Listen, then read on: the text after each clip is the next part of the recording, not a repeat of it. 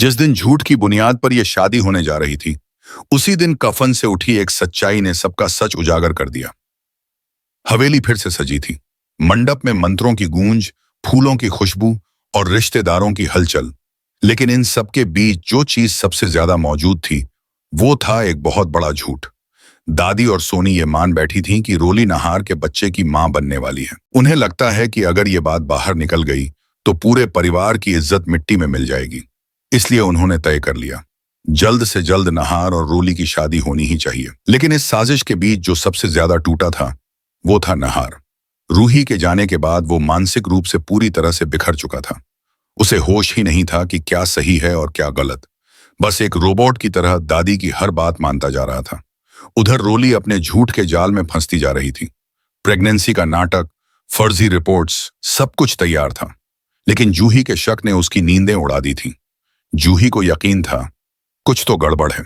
जैसे ही समर और जूही को पता चला कि नहार और रोली की शादी हो रही है, वो दौड़ते हुए मंडप की ओर भागे। मगर दादी ने उन्हें डांटकर चुप करा दिया। ये शादी परिवार की भलाई के लिए हो रही है। उसी वक्त जंगल में जहां एक टूटी बिखरी रूही बेहोश थी, उसकी आंखें धीरे धीरे खुली। सबसे पहला सवाल, नहार जी?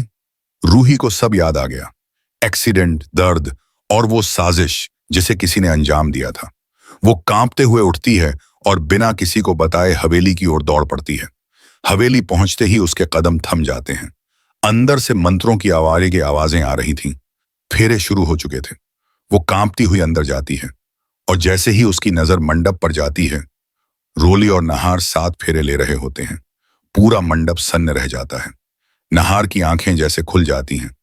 वो दौड़कर रूही के पास जाता है, उसे गले लगाता है और उसी पल रोली की तरफ मुड़कर एक जोरदार थप्पड़ मारता है। जिस औरत ने मेरी रूही की जगह लेने की कोशिश की, मैं उससे कभी शादी नहीं कर सकता।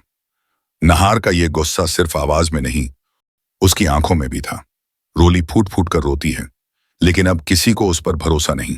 रूही सच्चाई सामने लाती है। मेरा एक्सीडेंट कोई हादसा नहीं था। रोली ने किया था सब, और ये प्रेगनेंसी सिर्फ एक झूठ है।